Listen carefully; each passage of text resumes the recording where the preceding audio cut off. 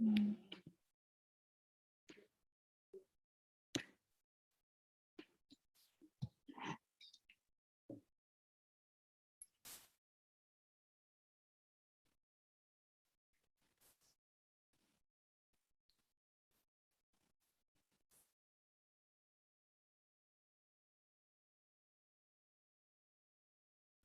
guys ready to start?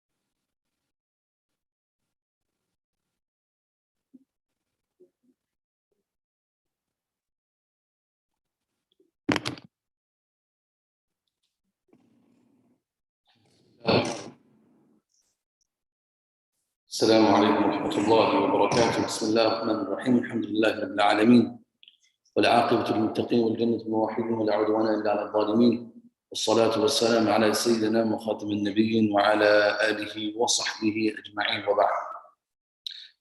As we start to begin the discussion of the prophets that were sent to the blessed land of Quds, we will get into the primary purpose of why Allah subhanahu wa ta'ala originally sent prophets to the earth.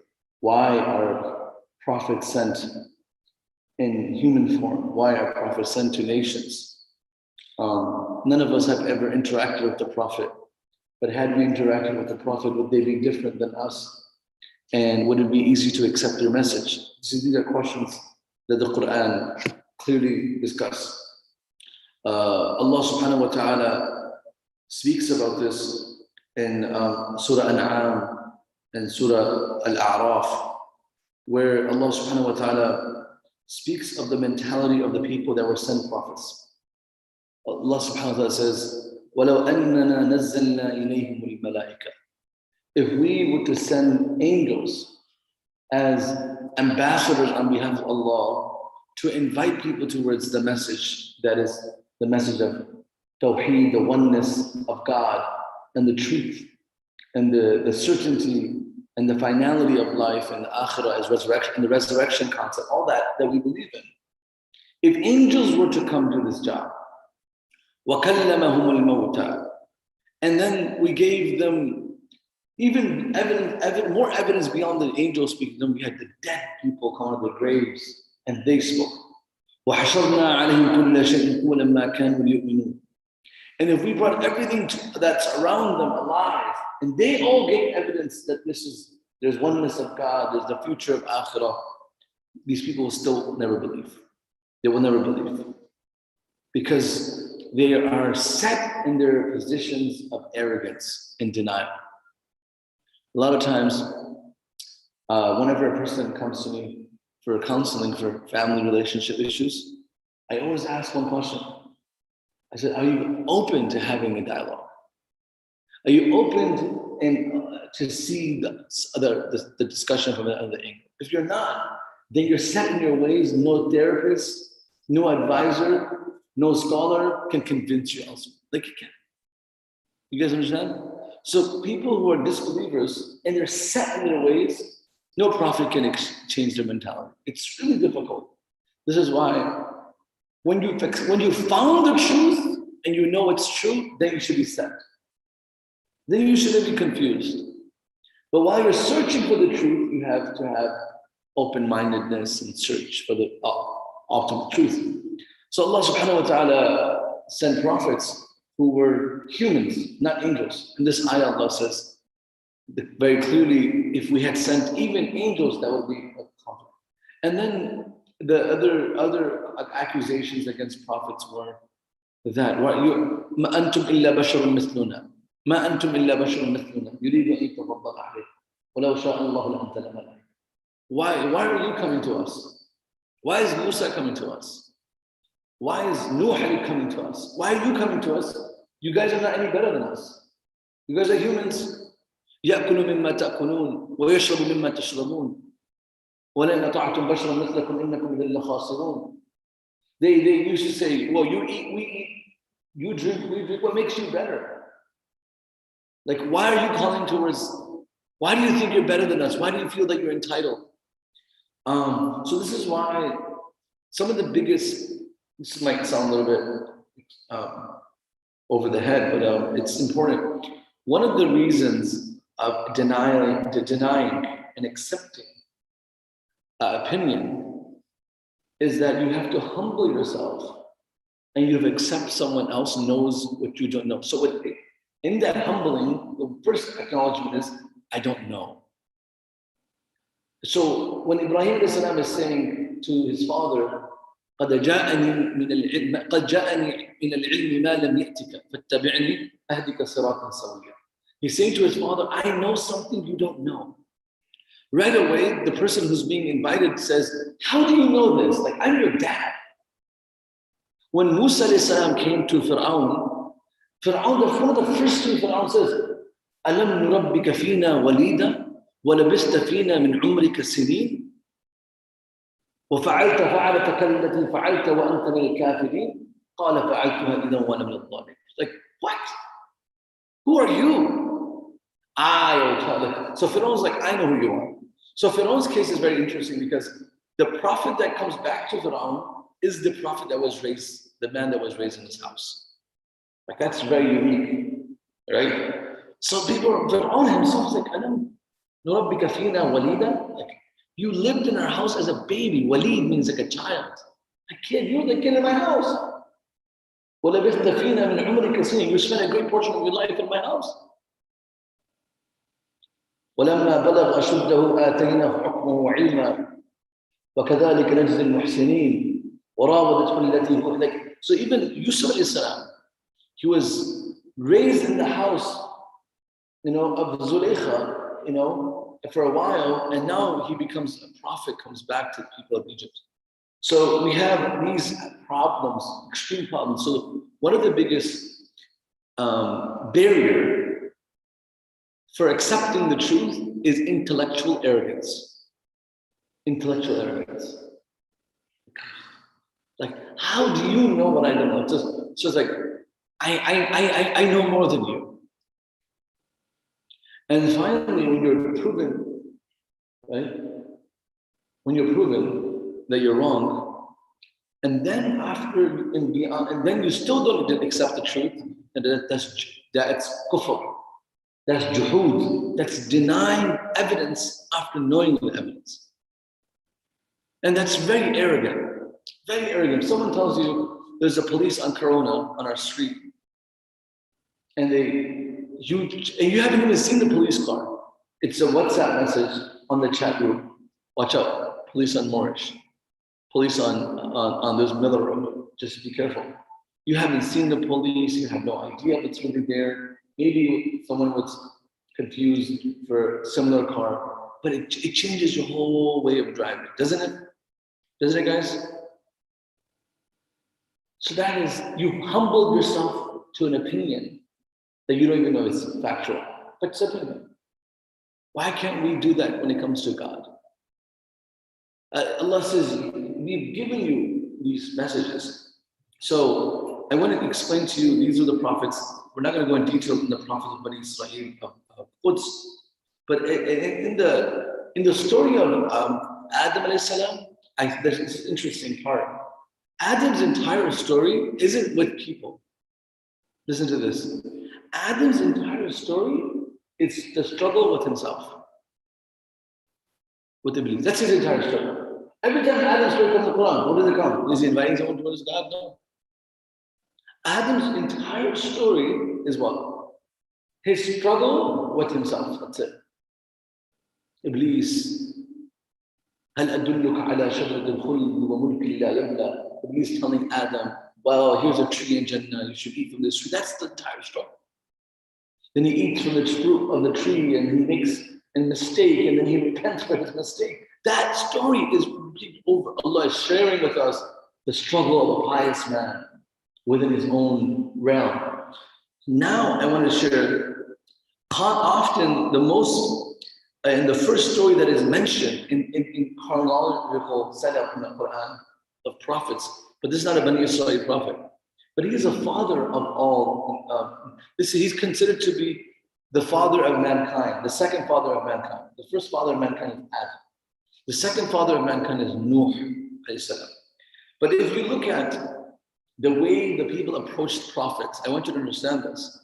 As prophets come to their one-on-one face-off with the leadership of Palestine in that area. Number one, when they were invited, the prophets gave them clear message. It sounds very simple. If you look at the message of the prophets in the Quran, it's not too philosophical, it's not too academic, it's not overstretched. It's a layman can understand this, and a man who's intellectual can also he could be or she could be stimulated. Listen to what Nuh says. لَقَدْ أَرْسَلْنَا نُوحًا إِلَىٰ قَوْمِهِ فَقَالَ يَا قَوْمِ. Allah said, we sent Nuh to his people, and he said to his people, Ya qawm. Imagine I say to you guys, oh Flint, u'budullah. Worship Allah. Okay. مَا لَكُمْ إِلَهٍ غَيْرُهُ. There's no one worthy of worship except Allah. And then I say to you, إِنِّي أَخَافُ عَلَيْكُمْ عَذَابَ يَوْمٍ عَظِيمٍ. I'm afraid that a severe punishment can afflict you. There is really no extreme, argument in this. It's a very simple da'wah. And that is very important. Sometimes when we're giving da'wah to people, we start to say to ourselves, what do I need to prove to someone that Allah is existing or Allah is present? No, sometimes just say something simple, it's like approaching someone for a relationship. What do I get to? Should I get flowers? Should I get a ring? How do I propose? What should I do? No, simple. The more we complex the situation, the person might feel a little bit disturbed. Of course, Allah subhanahu wa ta'ala, who's the greatest, Allah's oneness is simple. He's one. But at the same time, in that simplicity, there's so much depth. And the Quran is full of that. Check this out. The first thing people did to the Prophet is this. So you're a lost case. They call prophets like they were people who were misled. So the Prophet had to now argue that notion, not with one person. Imagine all of you guys like, oh, Shaykh Abdullah, what you're saying is not true. Now I have to argue that argument. Like, no, I have to prove myself you're wrong. So, قال يا قوم ليس بي ضلال. I'm not lost. ولكني رسول الله. In some places they say, إن رأك في سفاهة. We think you're stupid. وإنا لنظنك من الكاذبين. We think you are, a liar. Actually, in Nuh's case, something very interesting happens in Surah Hud, if I'm not wrong.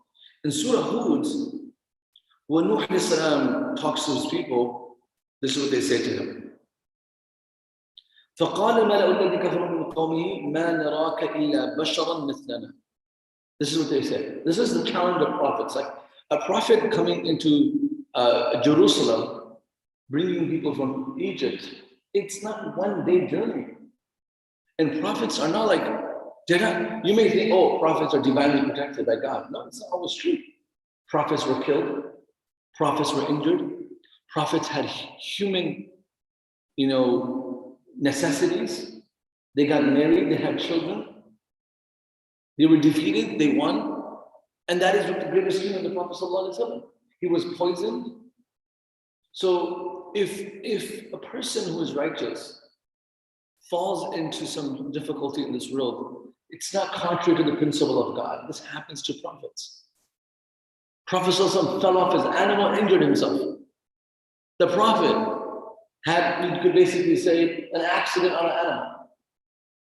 You understand? So you have these situations that, yes, when it's necessary for divine protection, Allah gives it to them. And and this is also important, that divine protection isn't restricted to prophets. It's also given to the followers of prophets, Sahaba. It's not only given to Sahaba, it's also given to anyone that follows the same procedure of the Prophets. We have stories of the Abu Musa al-Khawlani, not even a Sahabi, a Tabi'i who was thrown into a fire, came out without being burned. This is a famous story.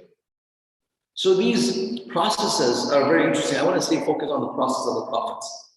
So I fascinate over the discussion of prophets and their nation, and you should pay attention to them because you will realize the challenge of prophets as they come to victory, not just in this whole prophet's lifestyle. People don't talk about it much.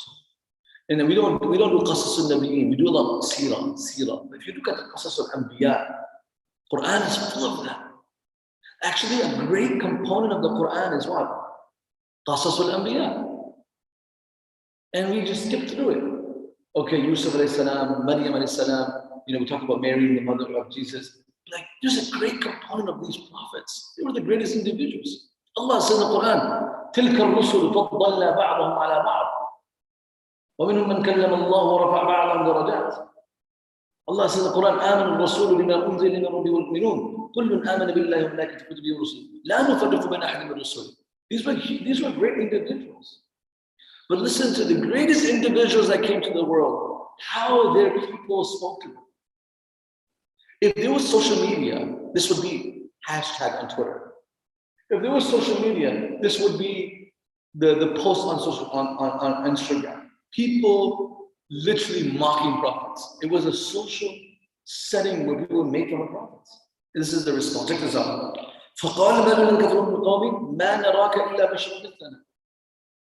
They said, we don't see you except you're human like us. How are you different? And this is what they're saying. We don't see except that the people who are following you are the scum of society. And they don't have any opinion. They're not intellectual. They're not smart. So the fact that dumb, stupid in their context, in their understanding, or poor, slaves, uneducated people are your followers, that proves that your movement isn't really true. Right? For us to validate a movement, we try to get celebrities, right? For the Black Lives Matter, it picked up momentum when celebrities started talking about it. Oh, this is a real cause. LeBron James is wearing the same shirt. It's a real cause. No, the cause was important before LeBron wrote the shirt. Systematic racism is always a problem. It doesn't need an athlete to identify the problem. Am I correct? You guys understand what I'm saying? The problem is racism. So for a layman or a laywoman, it's like, I need to see who are the people following these guys? Who's going to this protest? Who's doing this? Who are the followers of these people? And if if someone famous is following you, you must be losing the iman. Which is wrong also. Prophets and the message of prophets doesn't change. And majority of the time, the first followers of the prophets were poor people. And there's a wisdom behind this. I'll tell you the wisdom. Ready? The prophets' movements are not, what's the right word for this? They're not based on hype. They're not based on hype. They're not based on emotions. So we don't want someone just coming in for the hype of it. And also it requires sincerity. Sincere people come in. And if you're not sincere, you're not going to be able to join it. So Allah subhanahu wa ta'ala wants to make sure that who are going to join the message of the prophets are going to be sincere. And amongst them, there were always the poor people. Look at the Prophet sallallahu alaihi wasallam. The first Muslims of the Prophet sallallahu alaihi wasallam, other than Khadija and Waraqa and Abu Bakr as-Siddiq radiallahu anhu, was Ali, was a child, 10 years old. Zayd was a slave. Bilal was a slave. Khabbab was poor. You understand? Ammar, his family was poor. Yasir and Sumayya, they were poor people. They were people of color. and different race from the Arab community. These were the ones who were persecuted. Suhaib al-Rumi, though he was from Rome and he might have a similar complexion to the Middle Eastern Arabs, but he was a foreigner. He wasn't respected from the tribe aspect of it.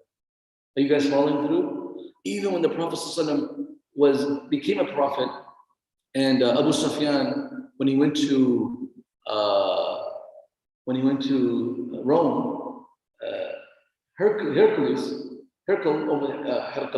asked Abu Sufyan a few set of questions in Bukhari. And Abu Sufyan was asked, who are the followers of Muhammad? So a non-Muslim emperor is asking a non-Muslim of Makkah. Abu Sufyan was not Muslim. Who are the followers of Muhammad? And Abu Sufyan said, majority of them are poor and weak and servants and slaves. He said, Hirqal was smart. He said, that's how the trend has always been. The trend has always been like that. Then you get, other people following you. So this was the accusations. They actually called the followers of Muhammad Nuh alayhi salam, like they call them badi al-right. Like they're not smart people. We don't see them to be like the brightest of us. And we don't think there's something special about you, a bunch of liars. And then Nuh alayhi salam will propose to them the message of God. And this argument goes back and forth. Look at what Allah says. قالوا يا نوح. This is what the people are saying. قالوا يا نوح قد جادلتنا فأكثرت جدالنا. Nuh alayhi salam, this is, you've been fighting with us for so long about you God and Allah and stuff. Look what they're saying. فأكثرت جدالنا. You've discussed the situation. And you're always telling us, I'm warning you of a punishment. إني أخاف عليكم عذاب يوم عظيم. That's the threat. You're always giving us this threat that if we don't accept, there's a punishment coming. You know what they're saying now? فأتنا بعذاب. Bring that threat. They say, فأتنا بما تعدنا. If you're a true prophet, okay, bring that threat. And these people were so arrogant. When they would see a cloud that would hover over their head, a dark cloud, you know what they would say? هذا عارض ممطرنا بل هو مستعجلتم به ريح فيها عذاب أليم. They would say, oh, this is a cloud of rain, it's coming to bless our land. Even when they were seeing the punishment of God, they were in denial. That's how arrogant they were. So let me tell you something. In life, you may not see a cloud of punishment breaking. You might not see the flood of Nuh. You may not see the angels pick the ground up under you and flip it like for Lut alayhi salam's nation.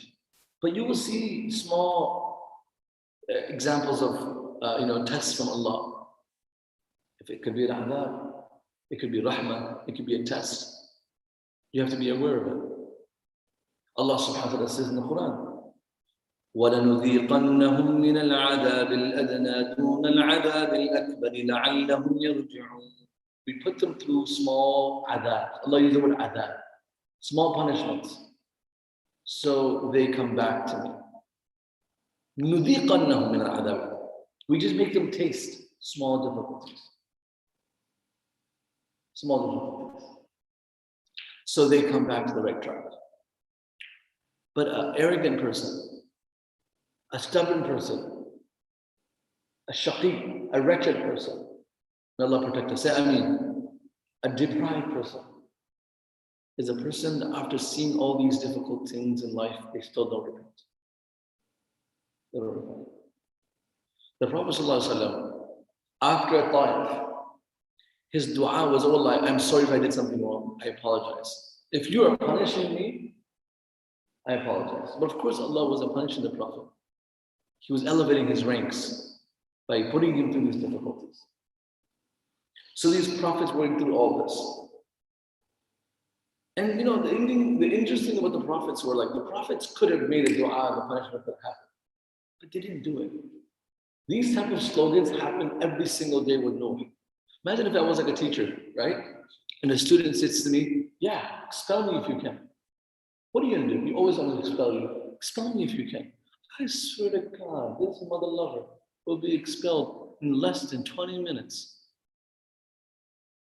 This kebab eating, coffee drinking, saliva dripping, I don't know what I'm going to say about that kid. I'm just thinking about that kid. I don't know which one.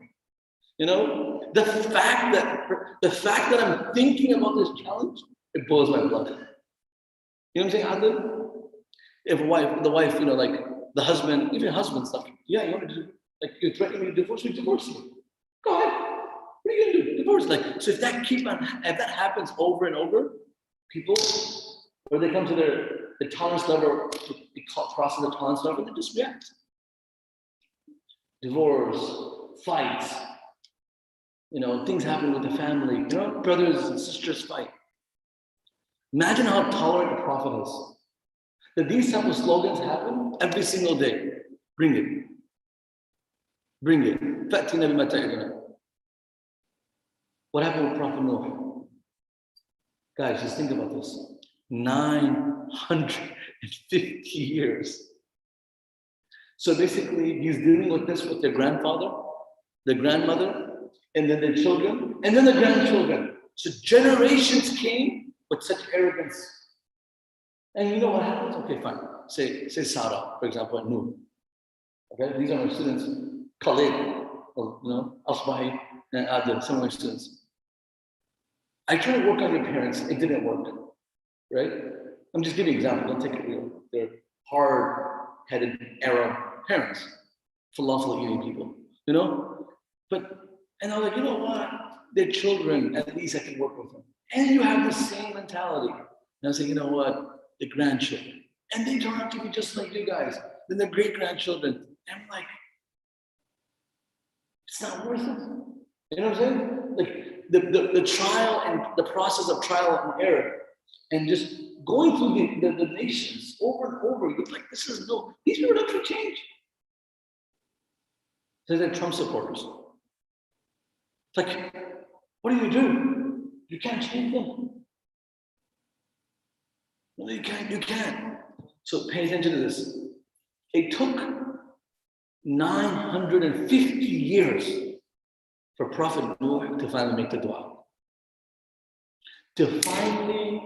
This is so powerful, finally use his executive power. And he's always had that executive power. It's not like he didn't have it. Then he says, قال نوح رب إنهم عصوني واتبعوا من لم يزده ماله وولده إلا خسارا. Right? So Nuh, oh Allah, this is what they're doing. This is what Nuh saying. It's not like generations are getting better, they're getting worse. You understand? At least their forefathers had some decency, but their children have no respect and disrespect and denial. Allah is saying, قالوا إنهم عصوني واتبعوا من لم يزده ماله وولده إلا خسارة ومكروا مكرا كبارا وقالوا لا تذرن آلهتكم ولا تذرن ودا ولا سواعا ولا يغوث ويعوق ونسرا وقد أضلوا كثيرا ولا تزد الظالمين إلا ضلالا. These people, the more they live, the further they get from the cause. It's counterproductive for them to be around. It's getting worse. After 950 years of observation. If you're a boss and you had an employee for 2 months, 3 months, 6 months, 1 year, everything is going wrong, you're not going to work with them. 950 years, the Prophet has executive power. And finally, he makes a dua. What's the dua? Rabbi la tadhar ala al-ardi min al-kafirina dayyara. Allah, I don't want a house. I do not want one house, one member in the family to survive. Little did he know that this dua also included his own son. See what I'm saying? Like he didn't know like this dua's effect would be so impactful that it was going to affect his own family. You know that, right? Like imagine in this dua there is an indirect curse on his own son. Because this is a curse of a prophet. A prophet is asking Allah to send the adab. لا تذر على الأرض من الكافرين ديارا إنك إن تذرهم. If you leave them, يُضِلُّ عِبَادَكَ وَلَا يَلِدُ. And they're only giving birth. This is the evidence. After 950 years. And every time they give birth to people who are worse than them. وَلَا يَلِدُ إِلَّا فَاجِرًا كَفَّارًا. Wallah, this is not going to change. So these were the situations, and we saw this in Surah Hud. One of the most painful stories is the story of Nuh and his son. But these are the prophets, that's what they're going through. That's what they go through. They've gone through so much pain. And they're the greatest humans. So Allah, when He sends Ibrahim alayhi salam to Iraq, he goes through so much pain. And then his sons, Yaqub, Ishaq and Ismail, they go through such a trouble and trial, you know. So when you talk about the prophets of Jerusalem, Palestine, you are basically talking about Ibrahim alayhi salam and his lineage. All the prophets, the children of Ismail, which is the son of Ibrahim, they all settled in Makkah. They never went anywhere else. Ishaq was born where? Ishaq was born in Palestine. Ishaq was born where? In Palestine. So then the progeny of Ishaq, which is the children of Yaqub, from the progeny of Ishaq is Yaqub, right? And Yusuf. Yusuf's family is in Palestine, right? Because of the progeny of who? Yaqub. Yaqub is the son of Ishaq. Ishaq was born in Palestine. So now these are prophets who were set and sent to this area. And of course, Musa alayhi salam, people don't know this. Musa alayhi salam comes way down the road. Way down the road. Musa alayhi salam is one of the last prophets. People are like, where is Musa? You know? So you have, that's where the change comes. You have Ibrahim alayhi salam as a father figure, the father of all prophets. Allah subhanahu wa ta'ala says in the Quran, وَجَعَلْنَا فِيهِمْ النُّبُوَّةِ. If you're taking notes on this, more than, it's narrated more than 5,000 prophets have come from the progeny of Ibrahim alayhi salam, his children. You know, so we're looking at so many prophets there. And you're looking at one prophet from Ismail. That's Muhammad sallallahu alaihi wasallam. He stayed from Makkah. That's the whole story there. But the rest of the prophets, we're talking about 5,000. Where did they go? Palestine. That's why the story is about the prophets of Palestine. There's really not much to talk about Saudi Arabia. No prophets came there except for a few. We do have Hud alayhi salam, who came to the northern part of Saudi Arabia. And few prophets for that.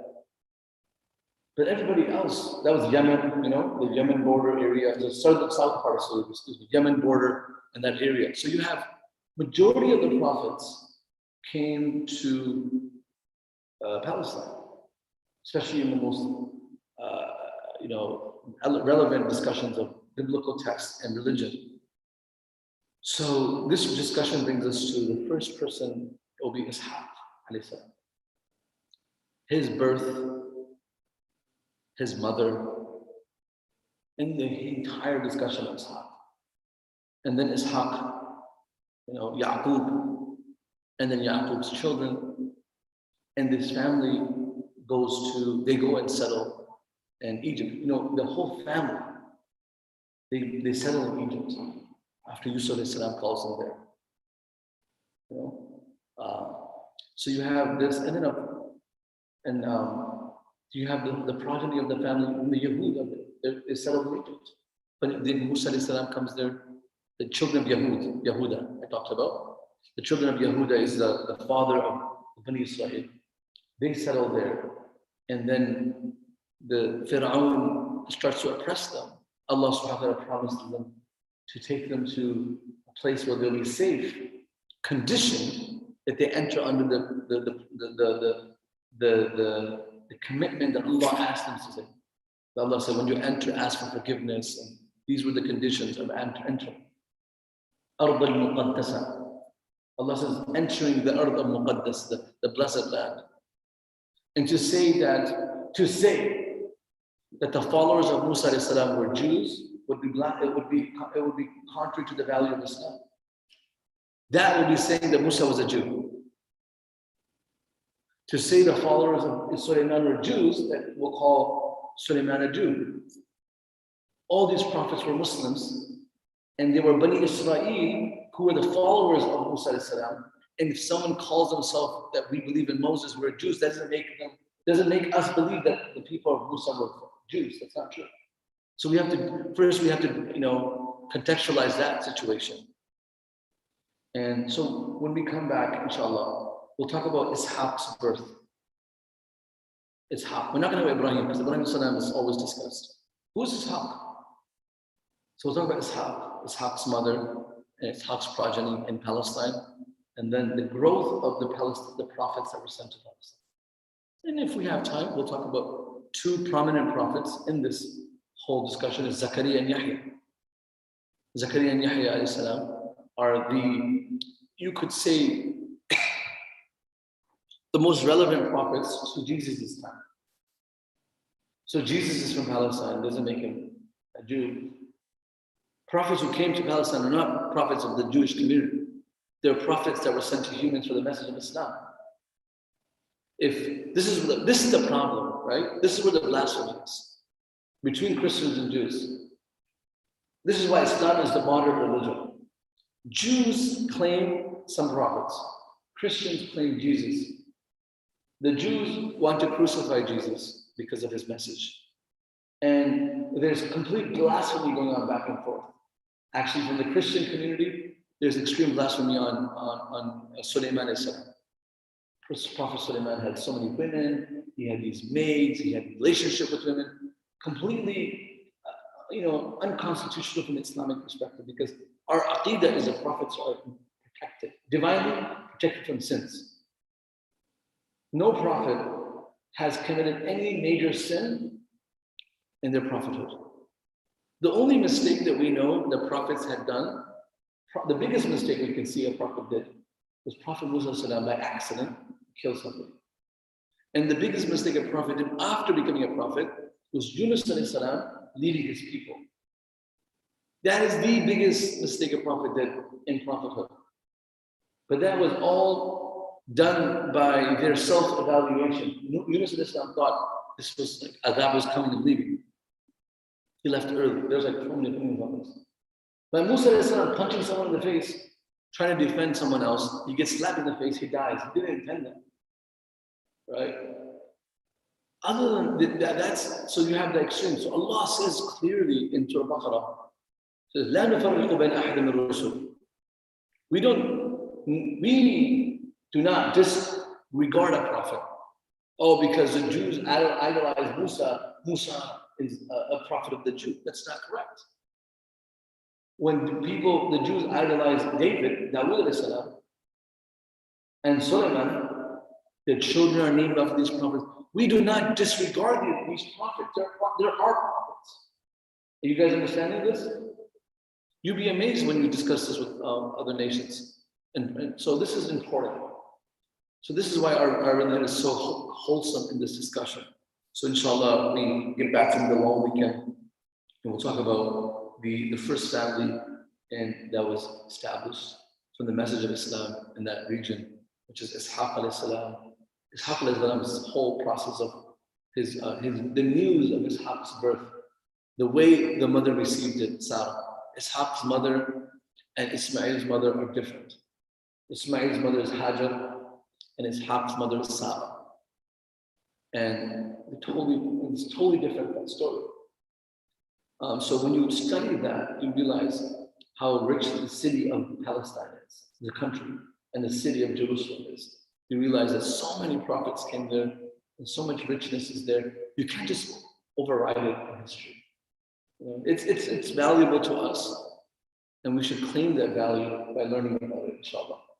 Barakallahu feek, accept and give us tawfiq to learn about these great individuals. I mean, I always talk about Sahaba. Sahaba is like a very common thing. Personally, I relate to Sahaba more than I relate to prophets.